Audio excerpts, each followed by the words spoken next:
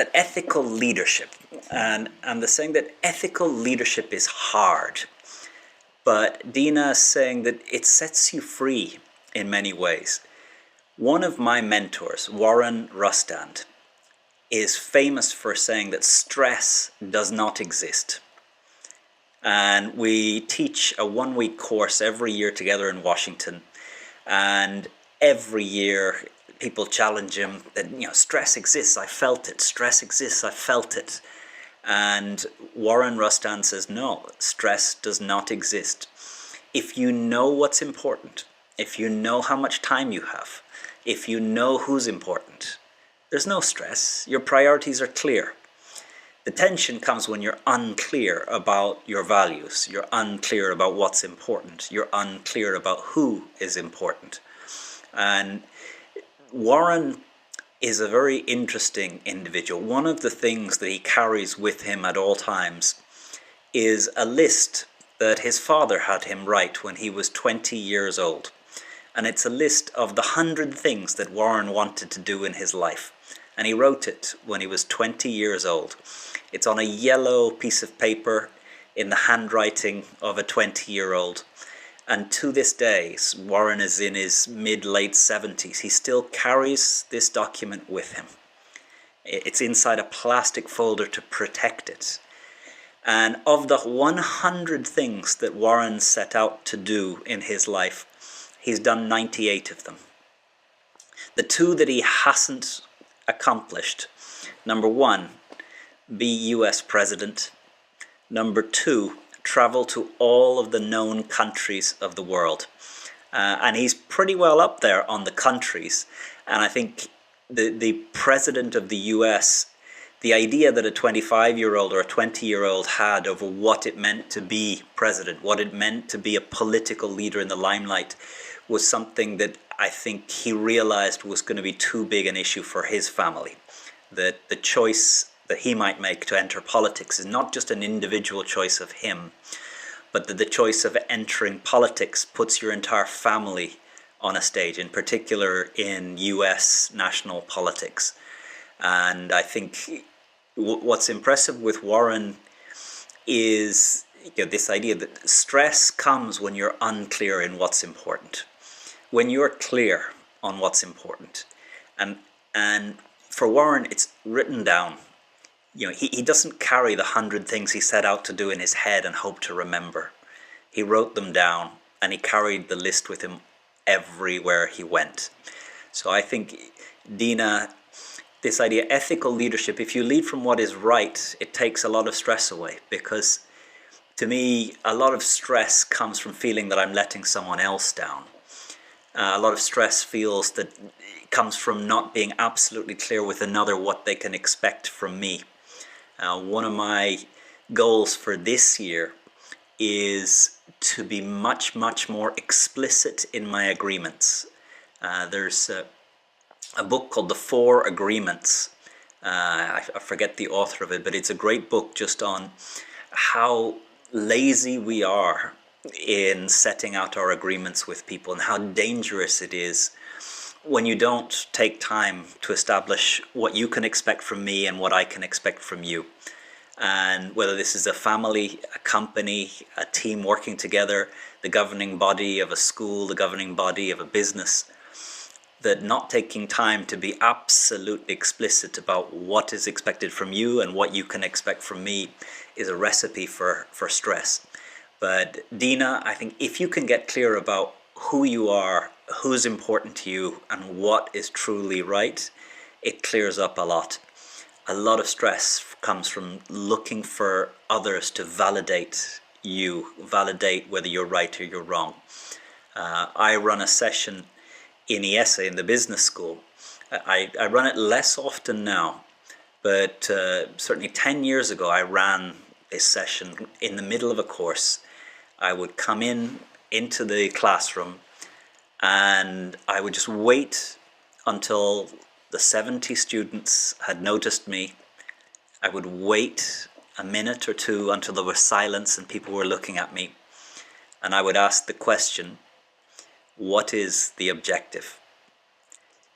And what would happen in the class would be sort of nervous, shifting, people waiting for somebody else to speak. And finally, someone would put their hand up and say, of what? Of this class? Of this course? Of this school? Of life? Of what? And I would make no gesture on my face, no movement with my hands, and I would just keep eye contact with this person until they spoke again. And maybe they would say, well, the objective of this class, to learn to communicate. The objective of life, to be happy. And usually at that response, someone else would shift and say, is this what it's about? Is it about life? Is it about this course? And I would refuse to write anything on the board or give any gesture about whether the answer was right or wrong. And we would start to get people saying, of life, well, to be happy, it's not just to be happy, it's to be of service, to be useful, to contribute. And someone else would say, well, yeah, but you got to live your life. You got to give to your family, to be wealthy. And a lot of ideas would come out. But on the whole, what people were looking for was for me to show some sign that their answer was right or was wrong. And I would allow the tension and the anxiety in the class to just build and build.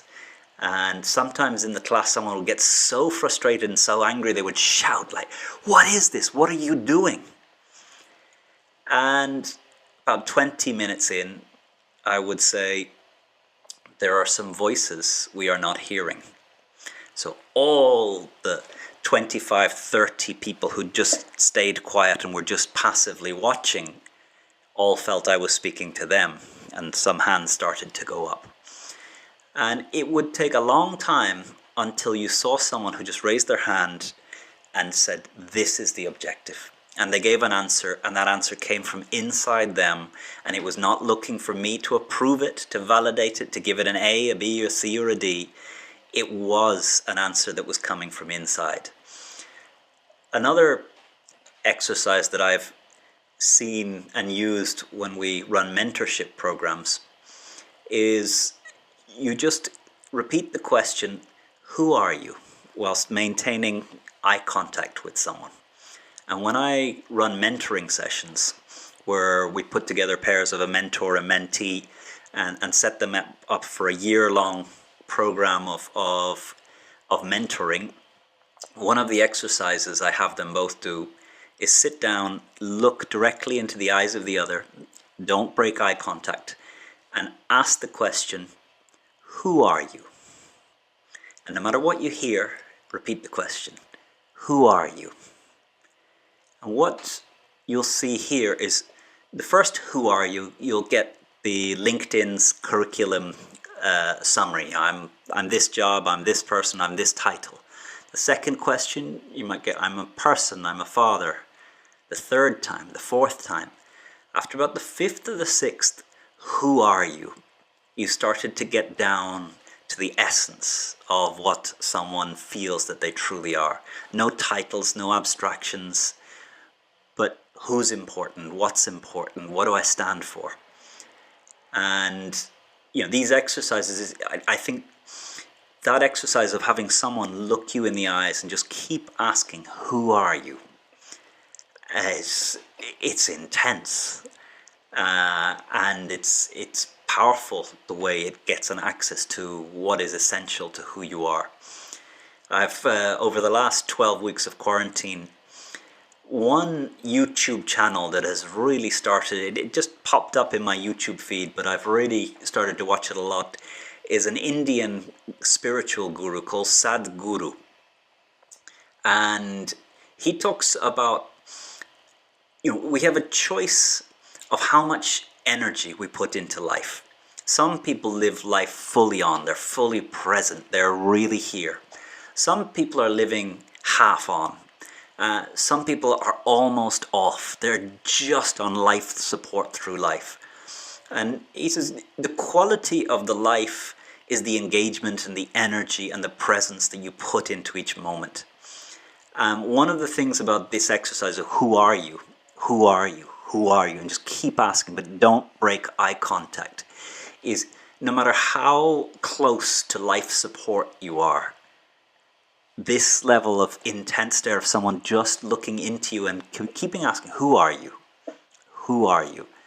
Really switches you on and really accesses something deep and really brings you totally present to hear, so that your answer really connects to who you are. So Dina, I think, yes, knowing who you are simplifies life. Knowing who is important simplifies life. Knowing what values you wish to live your life by really simplifies decisions. Warren Rustand says there is no stress in his life. He knows what, who, and which values are really important to him. And there's no difficult decisions. It doesn't mean that there's not a cost in living that way, but definitely he sleeps well at night and has incredibly good relationships with the people that really matter to him.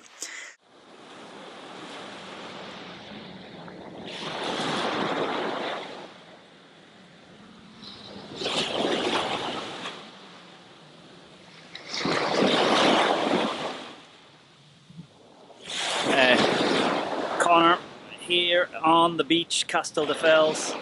Thank you for your likes, subscribes, comments, questions. Keeps me inspired to keep making these videos. Hope COVID is not making life too tough where you are. Stay safe, stay sane, get out and see some fresh air while you can. Have a great one.